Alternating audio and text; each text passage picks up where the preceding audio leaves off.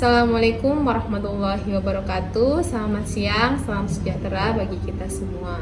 Perkenalkan, saya Evi Mufrihazain SOS MM, dosen tetap pada program studi manajemen Fakultas Ekonomi Universitas Muhammadiyah Sorong dengan NIDN 1413039302 dan NUPTK 9645 7716 7223 0342. Video ini merupakan pernyataan diri dosen dalam rangka unjuk kerja Tridharma Perguruan Tinggi atau yang biasa disebut dengan PDD UKT-PT pada bidang pengajaran sebagai salah satu syarat dalam mengikuti sertifikasi dosen pada tahun 2025. Selanjutnya, saya akan menjelaskan mata kuliah yang saya ampu pada program studi manajemen Fakultas Ekonomi Universitas Muhammadiyah Sorong. Pada saat ini, saya mengampu mata kuliah etika bisnis yang merupakan salah satu mata kuliah wajib pada program studi manajemen Fakultas Ekonomi Universitas Muhammadiyah Sorong dengan beban 3 SKS. Mata kuliah ini membekali mahasiswa dengan konsep hukum dan etika bisnis, serta bagaimana pengimplementasiannya di perusahaan, dan diskusi-diskusi mengenai isu-isu hukum dan etika bisnis dengan contoh kasus, baik kasus lokal, nasional, ataupun global. Alat bantu dalam mata kuliah ini adalah RPS dan juga bahan ajar yang sesuai dengan kebutuhan pembelajaran.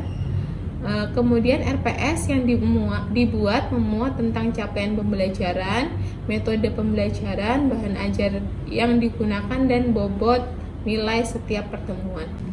Pembelajaran dilakukan dengan tatap muka langsung. Dengan capaian pembelajaran mata kuliah yang diinginkan adalah yang pertama, mahasiswa mampu memahami dan mengidentifikasi apa yang dimaksud dengan hukum dan etika bisnis. Kemudian yang kedua, mahasiswa mampu memahami dan menganalisis konsep dan teori mengenai stakeholder.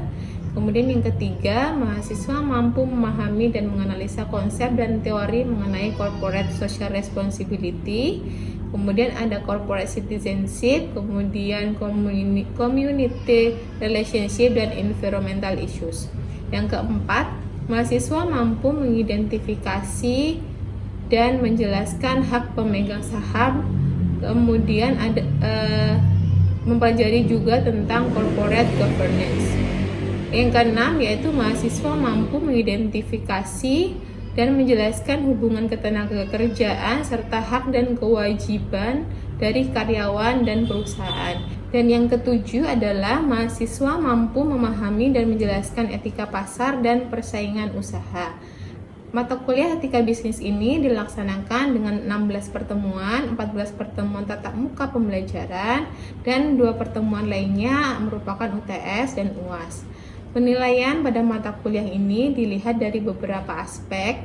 Yang pertama adalah kehadiran, yaitu sebanyak 10%, kemudian tugas atau kuis itu juga 10%, keaktifan itu 10%, kemudian ada UTS itu 30%, dan UAS 40%. Itulah sedikit penjelasan tentang mata kuliah etika bisnis. Selanjutnya, pada kesempatan kali ini saya akan menyajikan materi tentang tanggung jawab sosial perusahaan atau biasa disebut dengan CSR. Model pembelajaran yang dilakukan pada saat ini mengikuti paradigma student centered learning, sehingga pembelajaran ini berfokus pada keaktifan dari mahasiswa dan melakukan aktivitas pembelajaran. Dalam kelas nanti mahasiswa akan membahas juga tentang studi kasus. Pada pertemuan ini saya selaku dosen akan menjelaskan terlebih dahulu materi tentang CSR, apa itu tanggung jawab sosial perusahaan, dasar hukum CSR di Indonesia, strategi pengelolaan tanggung jawab sosial perusahaan itu seperti apa, kemudian manfaat dari CSR itu sendiri dengan menggunakan metode ceramah. Selanjutnya saya akan menyajikan sebuah studi kasus dan meminta mahasiswa membuat grup kecil untuk mendiskusikan studi kasus yang telah disajikan. Itulah sedikit penjelasan tentang mata kuliah etika bisnis dan materi tanggung jawab sosial perusahaan yang akan saya sampaikan di kelas. Selanjutnya saya akan menampilkan sedikit aktivitas saya di dalam kelas. Kemudian mari kita sama-sama melihat seperti apa kegiatan saya dalam kelas. Baik, Assalamualaikum warahmatullahi wabarakatuh. Waalaikumsalam warahmatullahi wabarakatuh. Oke, pada hari ini kita memulai pertemuan ke-9 ya. Sebelumnya, pada pertemuan sebelumnya kita mengadakan ujian mid semester. Nah, ujian mid semesternya bagaimana kemarin? Lumayan apa? Lumayan susah. Susah-susah gampang. Tapi kan materi yang saya sampaikan, yang saya soalkan di mid semester sudah kita pelajari sebelumnya ya? Iya. Oke. Sebelum kita di UTS kemarin, materi sebelumnya adalah materi tentang K3. Ada yang masih ingat apa itu K3? Kesehatan dan keselamatan kerja. Kalau keselamatan kerja itu apa?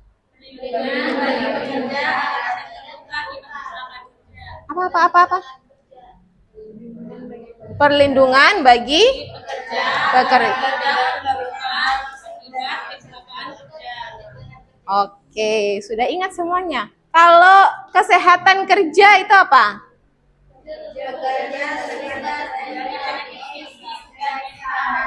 Jadi kesehatan kerja itu pekerja terbebas dari penyakit fisik dan mental. Oke, pada hari ini sebelum kita memulai materi kita hari ini, kita berdoa dulu sesuai kepercayaan masing-masing. Silahkan berdoa, dimulai.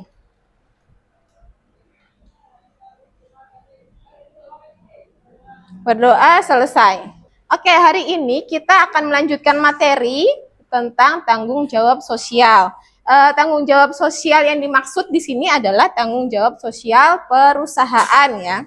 Saya cek materinya. Oke. Nah, tanggung jawab sosial perusahaan. Apa itu tanggung jawab sosial perusahaan? Tanggung jawab sosial perusahaan atau biasa disebut dengan corporate social responsibility adalah bentuk kepedulian perusahaan terhadap lingkungan eksternal perusahaan melalui berbagai kegiatan yang dilakukan dalam rangka penjagaan lingkungan, norma masyarakat, partisipasi pembangunan, serta berbagai bentuk tanggung jawab sosial lainnya. Dan jadi setiap perusahaan, baik itu perusahaan besar maupun perusahaan kecil ya, itu bertanggung jawab terhadap lingkungan eksternal. Lingkungan eksternal itu siapa saja? Ada yang tahu? Masyarakat. Oh, pintar itu masyarakat. Contohnya tuh kayak perusahaan-perusahaan yang mengambil sumber daya alam. Contohnya apa? Perusahaan apa? Perusahaan air misalnya, air mineral. Ya, perusahaan air mineral itu kan mengambil air dari lingkungan sekitar. Jangan sampai misalnya ada perusahaan air nih, ternyata di lingkungannya tidak mendapatkan air bersih misalnya seperti itu. Oke, selanjutnya CSR ini atau tanggung jawab sosial perusahaan ini ada dasar hukumnya. Nah, ini dasar hukum yang ada di Indonesia. Apa saja? Yang pertama, Undang-Undang Nomor 40 Tahun 2007 tentang perseroan terbatas. Kemudian, Peraturan Pemerintah Nomor 47 Tahun 2012 tentang tanggung jawab sosial dan lingkungan perseroan terbatas. Yang selanjutnya yaitu Undang-Undang Nomor 25 Tahun 2007 tentang penanaman modal. Nah, kemudian ada lagi Undang-Undang Nomor 21 Tahun 2014 tentang panas bumi. Nah, undang-undang ini yang mengatur perusahaan-perusahaan untuk melaksanakan tanggung jawab sosialnya. Jika perusahaan melanggar, tentunya akan dikenai sanksi sesuai undang-undang yang sudah diterapkan gitu.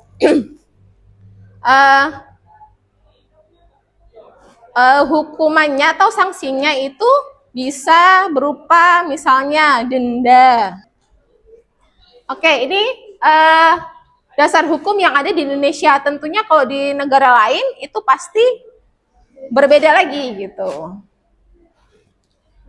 Oke, selanjutnya yaitu tentang strategi pengelolaan tanggung jawab sosial perusahaan. Jadi tentunya perusahaan-perusahaan itu punya strategi sendiri untuk melaksanakan tanggung jawab sosial. Yang pertama, dia itu reaktif. Reaktif itu seperti apa? Cenderung menolak tanggung jawab sosial. Jadi dia menolak atau dia kontra terhadap tidak mau berperan aktif gitu. Kemudian yang kedua adalah akomodatif. Akomodatif itu seperti apa?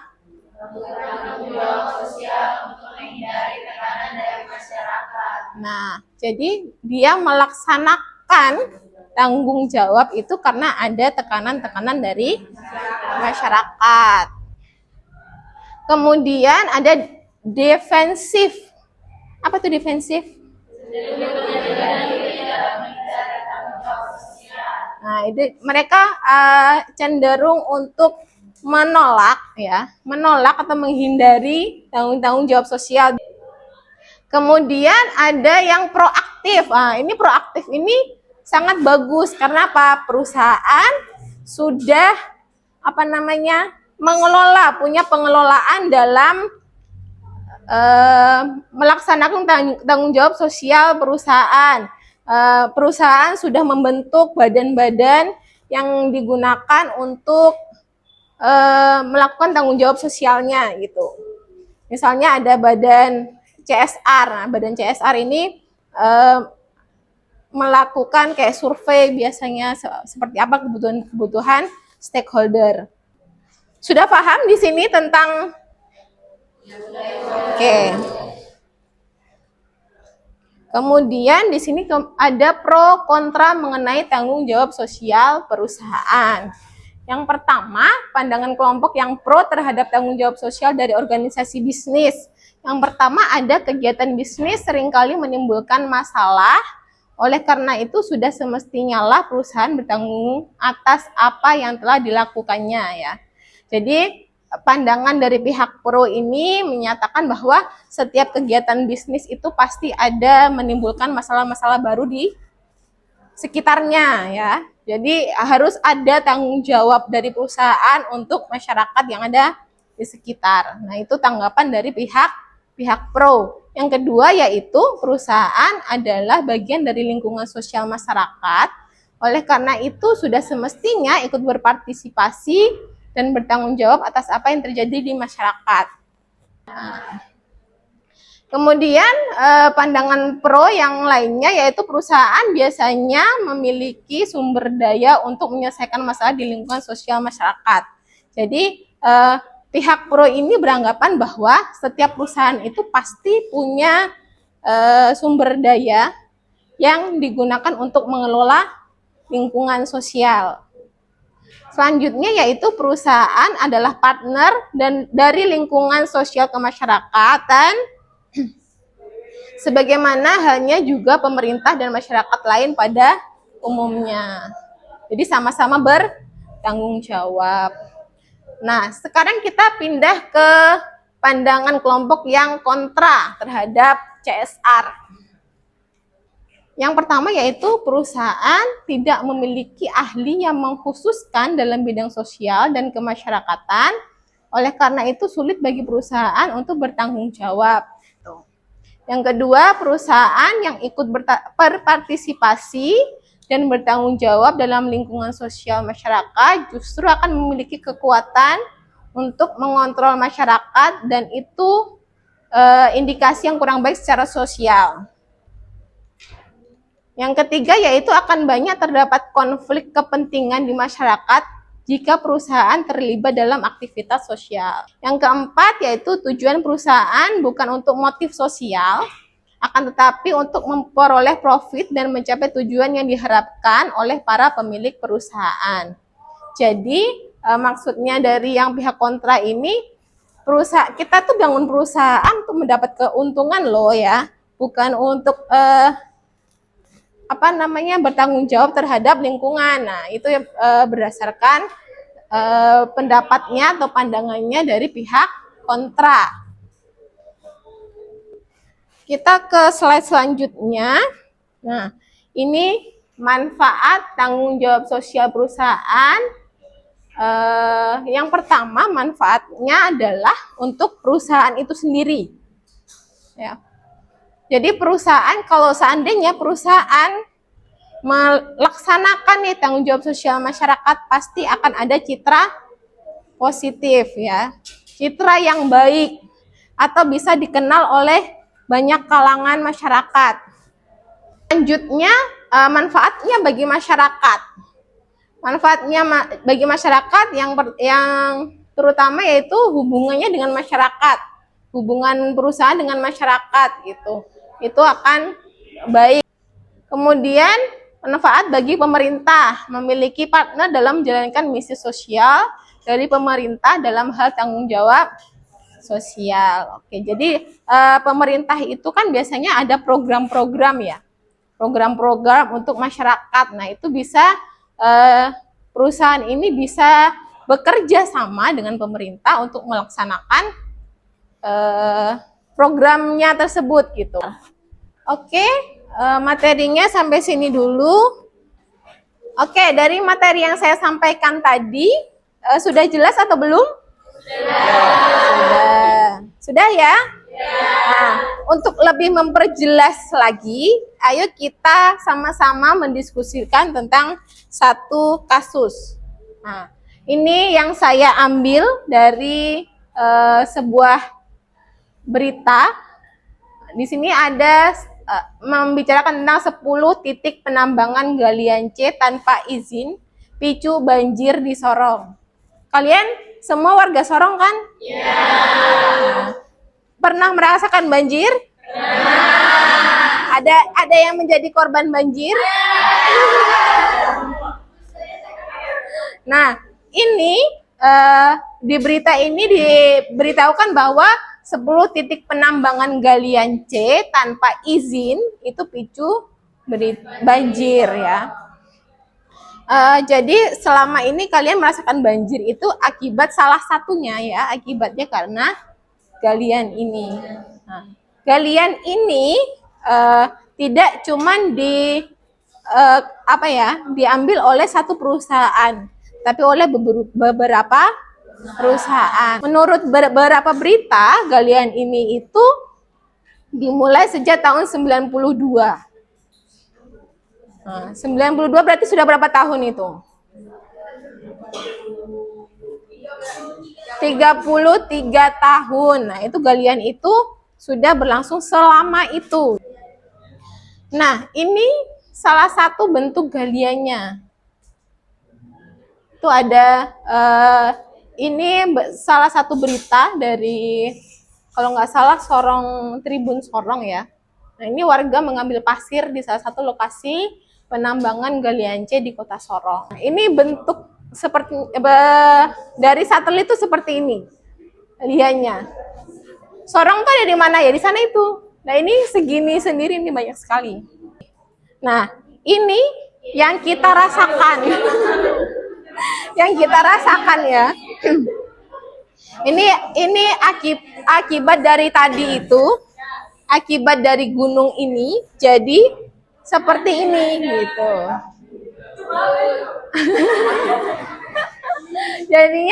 jadinya banjir ya enggak?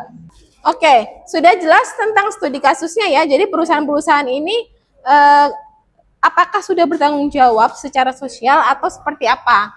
Nah, itu belum ada berita karena kemarin beritanya itu ada 3 perusahaan yang dicabut izinnya sementara. Sekarang saya mau kalian berdiskusi tentang kemarin kita sudah membentuk menjadi 4 kelompok ya, kelompok 1, kelompok 2, kelompok 3, kelompok 4. Kelompok pertama yaitu kelompok reaktif, yang kedua kelompok akomodatif, yang ketiga kelompok defensif, dan yang keempat adalah kelompok proaktif. Silakan kalian mendiskusikan, kalian berperan sebagai salah satu perusahaan yang melakukan usaha bergerak di bidang seperti galian C tadi. Apa pendapat apa hasil diskusi kalian jika kalian reaktif, jika kalian akomodatif, jika kalian defensif, atau jika kalian proaktif. Apa yang akan kalian lakukan? Strategi pengelolaan CSR apa yang kalian lakukan? Nah, nanti setelah kita diskusi, saya kasih waktu kalian diskusi selama 10 menit. Setelah kalian diskusi, saya minta perwakilan 1 orang per kelompok untuk memaparkan hasil diskusinya. Oke? Siap? Oke, silahkan bisa dimulai diskusinya. Kalau ada pertanyaan, silahkan ditanyakan ya.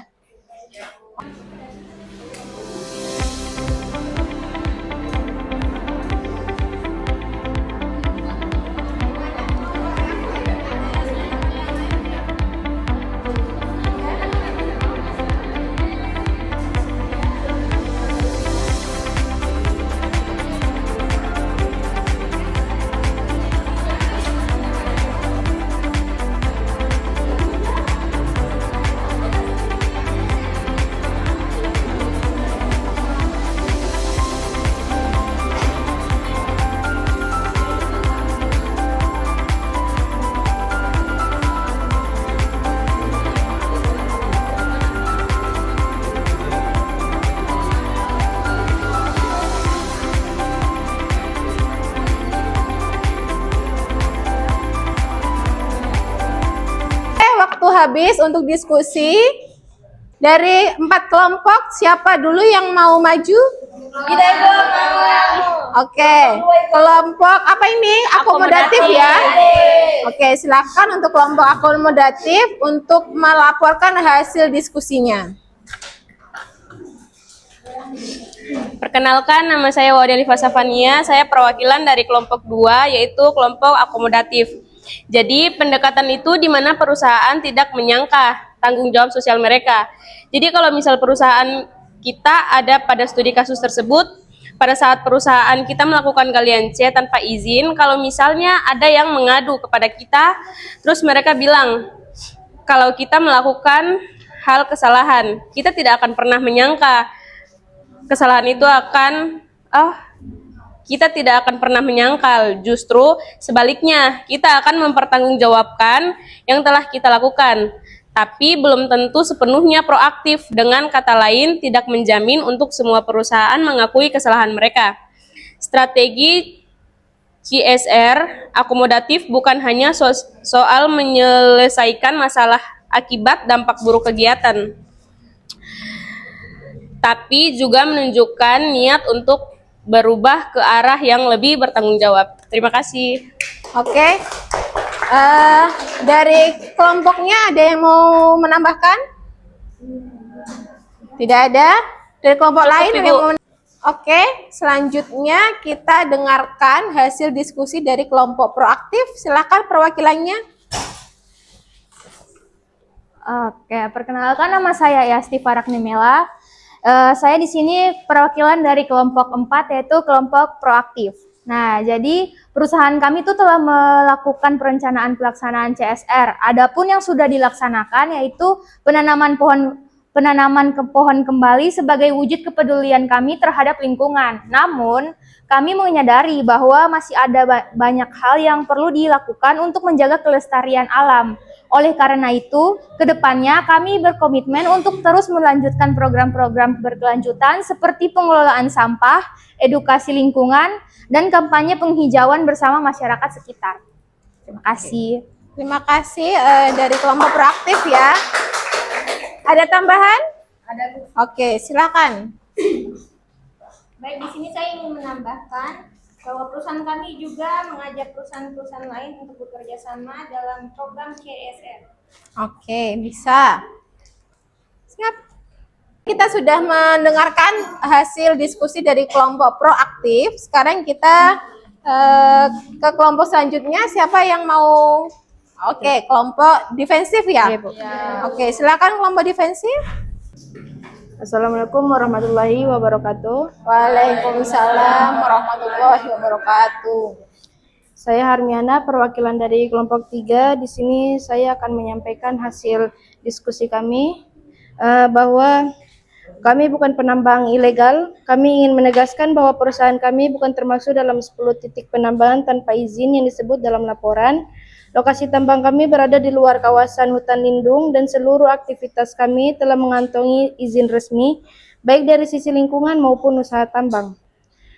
Jadi banjir tidak bisa disalahkan sepihak pada tambang, namun banjir yang terjadi di Kota Sorong tentu tidak hanya disebabkan oleh tambang, ada banyak faktor lain seperti sistem drainase yang buruk, pertumbuhan permukiman yang padat, dan curah hujan yang cukup tinggi dalam beberapa tahun terakhir. Maka dari itu, menurut kami tidak adil jika tambang langsung dijadikan kambing hitam tanpa kajian teknis yang mendalam. Tuduhan harus dibuktikan. Kami memiliki standar operasional yang ketat dan selalu mengontrol dampak lingkungan dari aktivitas kami. Jika memang ada yang menuduh kami menyebabkan sedimentasi sungai, buktikan dulu secara ilmiah. Jangan asal tuduh tanpa data atau hanya berdasarkan opini publik. Jadi CSR bukan kewajiban sepihak. Kami tidak menolak CSR secara prinsip, tapi kami juga tidak setuju jika dipaksa melakukan CSR hanya karena tekanan opini, padahal kami tidak terbukti sebagai penyebab masalah. CSR seharusnya lahir dari kesadaran, bukan karena merasa dipaksa menanggung kesalahan yang tidak kami lakukan. Akar masalah sesungguhnya adalah tambang ilegal.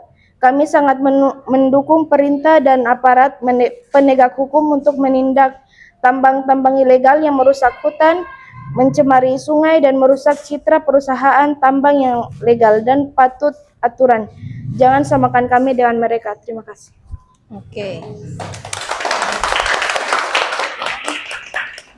Ada tambahan? Dari kelompok lain tidak ada? Tidak ada. Nah, itu tadi yang berbicara selaku direktur perusahaan ya. Oke. Tadi kita sudah mendengarkan dari 3 kelompok. Sekarang kelompok terakhir yaitu kelompok reaktif. Silakan siapa yang mewakili? Saya. Oke, silakan. Perkenalkan, kami dari kelompok reaktif. Perusahaan tambang seperti PT Lintas Arta Lestari di Sorong belum terlihat secara jelas atau signifikan dalam pemberitaan publik. Berdasarkan informasi yang tersedia hingga saat ini, perusahaan ini lebih banyak dikenal karena pelanggaran seperti yang pertama, penunggakan pajak daerah sejak 2020, yang kedua, beroperasi tanpa izin aktif, yang ketiga, tidak menjalankan kewajiban lingkungan dan sosial secara terbuka. Yang berikut indikasi minimnya respon reaktif CSR. Yang pertama, tidak ada catatan program CRS dari PT Lintas Arta Lestari dalam bentuk yang pertama, bantuan ke masyarakat sekitar tambang, memperbaikan jalan atau fasilitas umum, rehabilitasi lingkungan bekas tambang, yang terakhir edukasi atau kemitraan masyarakat. Yang kedua, teguran dari KPK dan Pemkot justru muncul karena perusahaan dianggap mengabaikan tanggung jawabnya, termasuk aspek sosial dan lingkungan yang biasanya diurus lewat CRS. Yang ketiga, tidak ada komunikasi publik yang menyatakan bahwa perusahaan melakukan perbaikan atau permintaan maaf ke warga terdampak. Terima kasih. Ada tanggapan dari teman kelompoknya? Tidak ada?